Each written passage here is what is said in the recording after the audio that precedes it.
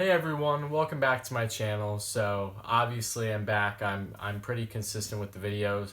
That may change starting as soon as next week, just because with going back to school and everything. But I'm gonna continue to do my best to get videos out as consistently as possible for you all. So as you can see, I am talking about the New York Rangers again. There's so much that I want to talk about the Rangers, but I obviously don't want to do it all at once and necessarily every day, because I do, like I said, I want to talk about as many teams in the NHL as I possibly can, because I enjoy talking about them all and I don't want to be biased just towards my own team. But obviously, you read from the title of the video. Today I'm going to be talking about Artemi Panarin and his impact on the New York Rangers in his first season with them, and just how he stacks up with the rest of the candidates for the Hart Trophy so far this season. So obviously, if you've been watching Artemi at all, he's been absolutely fantastic for the New York Rangers, better than I could have even imagined. He already has 67 points this season in 45 games, so he is on a ridiculous pace. He's only 20 points away from matching the amount of points he had last season, and last season was his career high. So things look fantastic. He's on a 120 point pace right now, which whether he gets there or not, I'm not sure, but it is truly remarkable the things that he's doing for this New York Rangers team. But talking about where he matches up with the other really top five players in the league in regards to points, and it's not as far off as you may think, with obviously having the Connor McDavids, the Leon Draisaitl's, the McKinnons, and etc. So I'm going to break it down starting now.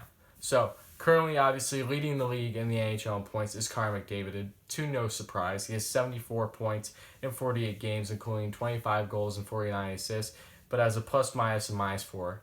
So that isn't great, especially with the amount of points that he has had. The fact that he's out there in the negative isn't great.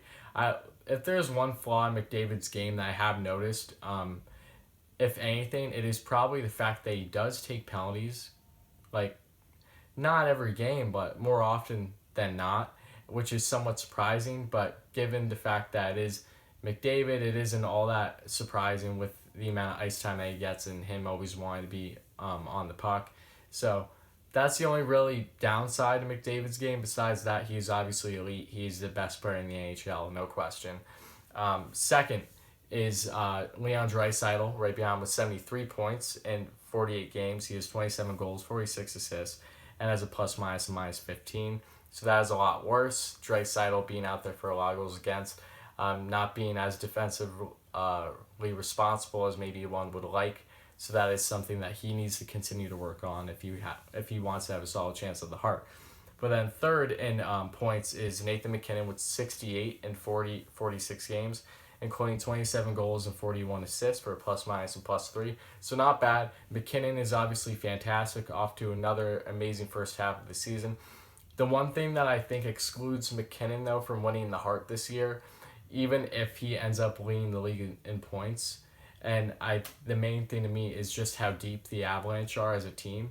I think that if the Avs weren't nearly as deep, if say they were similar to Edmonton Oilers in that aspect, then McKinnon would have a much stronger shot. But because of that reason alone, I don't see McKinnon winning the Hart this year. He is obviously so important to the Avalanche team, but they have plenty of pieces and are such a deeper team than what they were in years prior with him. And fourth in points is obviously Artemi Panarin with 67-45, as I said, including 26 goals, 41 assists, and has a plus minus of plus 23. He has the best plus minus in the league as a forward, plus 4 more than the second forward behind him, that is Brad Marchand, and he's fourth in the entire NHL in plus minus, only trailing Ryan Graves and John Carlson are tied for the top with, I'm trying to think how much they have. They have seven more. So he's at 23. They have 30. Okay. So then fifth in points is David Pastrnak, who is most likely going to win the Rocket Richard this year. He has 36 goals, 30 assists for 66 points, and has a plus minus of plus 15. So he is one that hasn't been a defensive liability for the Boston Bruins. And if, say, he has at any point, then he makes it up with his goal scoring because he has been on a ridiculous pace this season and could very well get close to, if not 60 goals.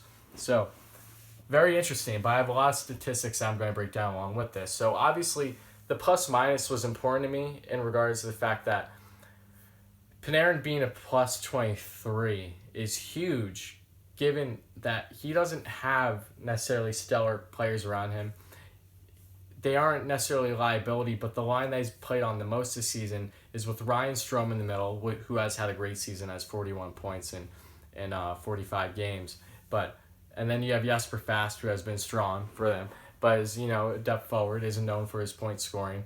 And then you have guys like McKinnon and Pastrnak, who, are playing with really elite guys around them, where I wouldn't necessarily call Strome and Fast elite. So stuff like that I throw out there too. And here's just a lot of statistics to break this all down. So probably the most important stat that Panarin has out of all these players, in my opinion, is the fact that he's first in even strength points with 32, and that is sixth more than the next best player. That is huge because that just shows how good he is 5-on-5. And with the plus minus 2, he is not a defensive liability at all when the Rangers are top 5 in worst defense in the whole NHL. So that is huge. That really is, because that just shows that even while the Rangers have been so poor defensively, he has been the one major bright spot on the team and not causing any problems whatsoever. He is third in even strength goals in the NHL with 20, only trailing Austin Matthews, who has 5 more for 25. Panarin is also fourth in the NHL in plus minus. As I said, I went over all those. And he is 19th in the NHL in shooting percentage, which is really good considering the majority of the people above him aren't in the running for the Hart by any means. Like the leader is Noel Acciari for the Florida Panthers, shooting at 25%, when Panarin is shooting at 18.4%. So Panarin is one of the only elite ones in that group. The only player that is in Hart, the only players that are in Hart nomination above him for that stat, I believe, is Leon Draisaitl and maybe David Pastrnak.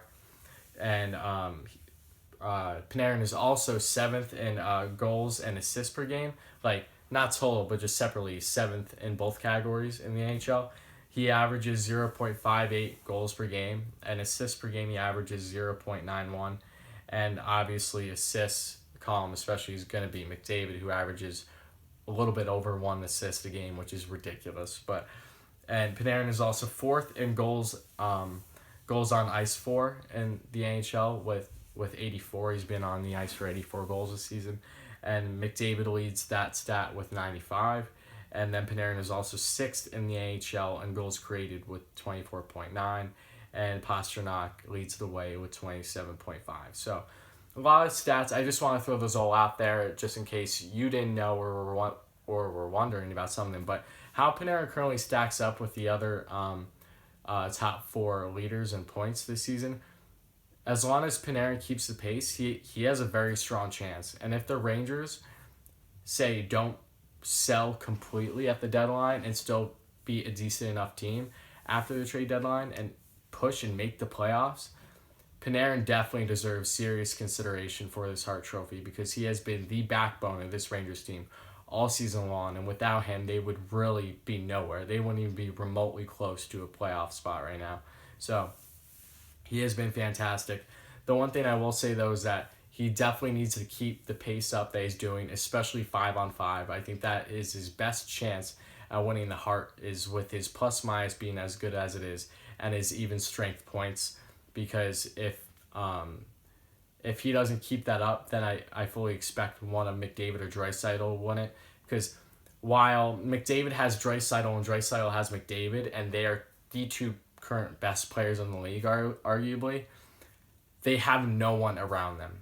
Absolutely no one. And that's what makes them so much more impressive, especially McDavid, the guys that he makes look brilliant on a nightly basis.